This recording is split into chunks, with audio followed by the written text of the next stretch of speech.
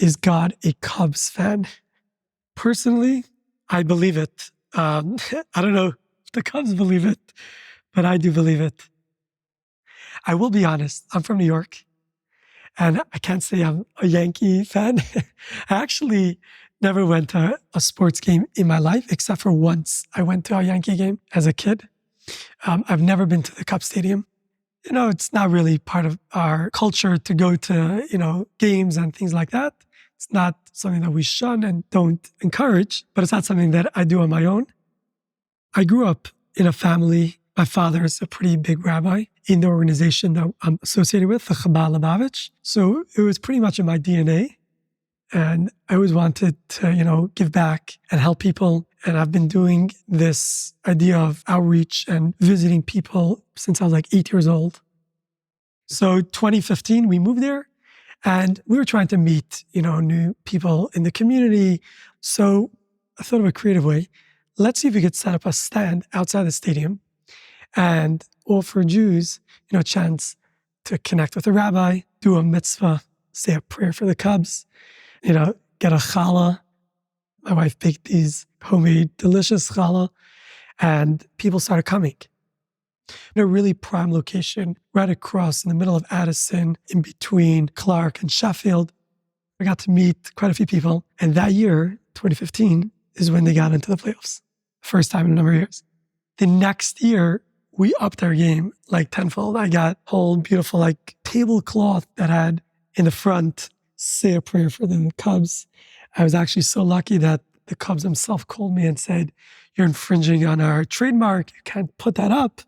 And many people just started flocking to the table. And we did many prayers, just in general, interacting with people as the season started getting better and better. And they got into the playoffs. And lo and behold, and they got into the World Series.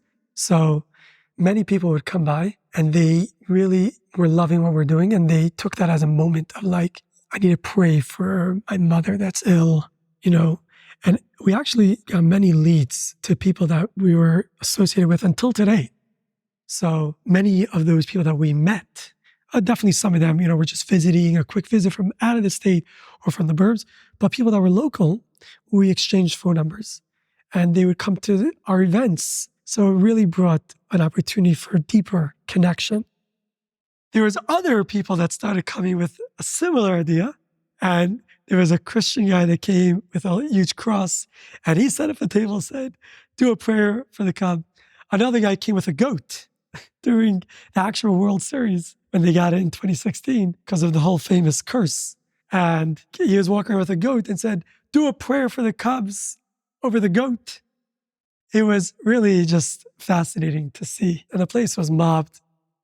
The following year, 2017, I continued going there.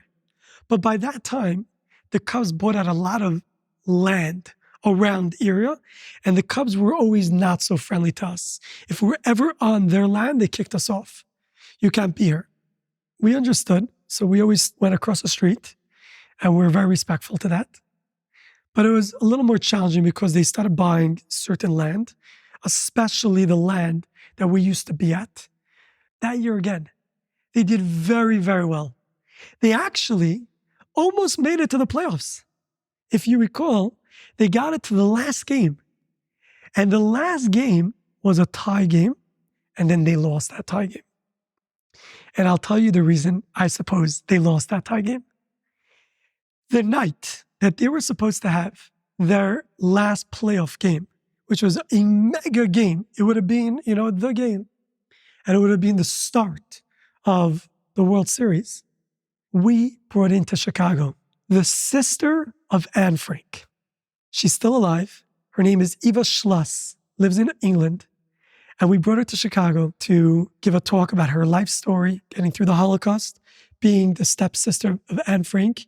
The night of our major event. And the event was at Lane Tech, being just up the block on Addison by Western at Lane Tech. A beautiful sold-out event. It was 1,500 people that came to hear her story. And it was going to be on the same night as the first game. And so I prayed to God. I said, "God, if the game will be on the same night as our event, it might take away people from coming to our event." and traffic and everything, won't go well. And so God listened to our prayers. And therefore, that was the year that they didn't get into the final season.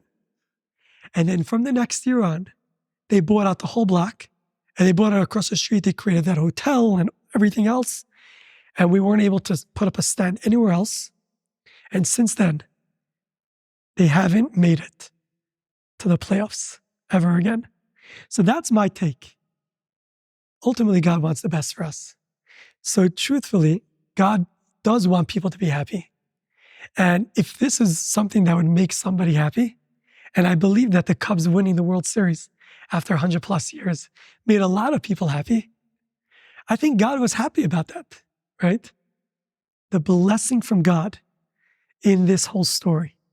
Truly a blessing from God that when we started bringing the table there, when we moved to the neighborhood, everything changed.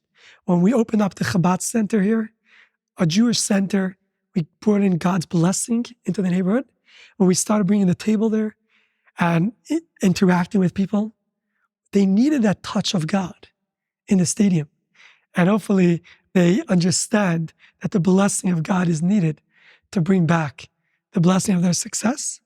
And we'll see more winning at the stadium. Next week in Chatham, an 8-year-old businessman needs his peace. I don't have time for it, so I just sleep in the living room. From Superphonic Studios, this is Chicago. Listen every Sunday.